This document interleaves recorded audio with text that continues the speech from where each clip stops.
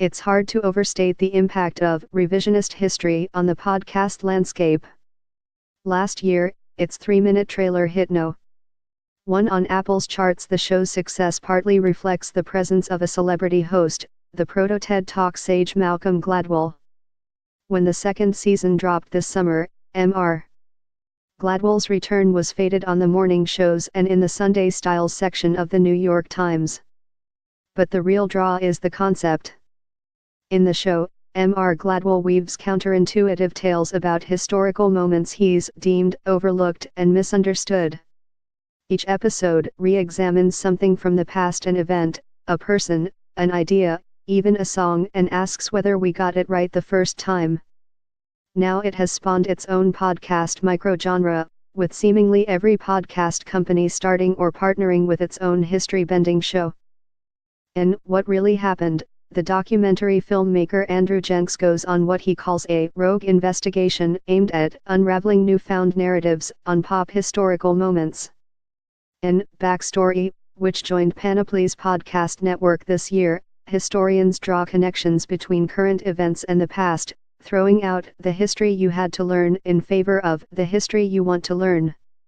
There are new podcasts revisiting a 1990s mass suicide cult, Stitcher's Heaven's Gate, Charles Manson's early life, Wondery's Young Charlie, the Watergate scandal, Slate's Slow Burn, and the Civil War, Gimlet's Uncivil.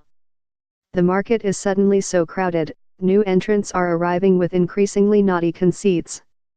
The gimmick behind the thread, from the digital news site Aussie, is to stitch together events decades and cultures apart through a series of historical links and coincidences. The first season carries the listener from the assassination of Lenin, John, to the revolution of Lenin, Vladimir.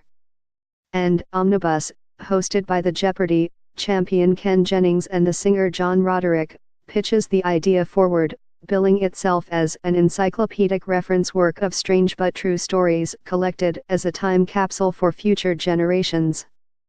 The Trump era has had a way of destabilizing America's narratives about itself: its embrace of the free press, its success as a melting pot, and the accessibility of the American dream. It makes sense that podcasters would seize on this moment of uncertainty to try to shop some answers. But is our collective historical knowledge really so backward that we need this many podcasts to straighten it out? And how effective is a narrative twist in a podcast episode at actually illuminating our past? These podcasters have to make certain assumptions about the listener's understanding of history before they can claim to upend it.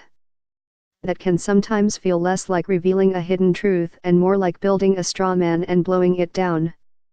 In a news release, the podcast network Wondery played up its new show Young Charlie with the claim that many don't know the largely underreported formative days of the world's most notorious mass murderer. Maybe if you discard the 2013 best-selling biography by Jeff Ginn. The What Really Happened episode revisiting Britney Spears' 2007 meltdown might be illuminating if you haven't yet digested recent investigative reporting and feminist analysis on Ms.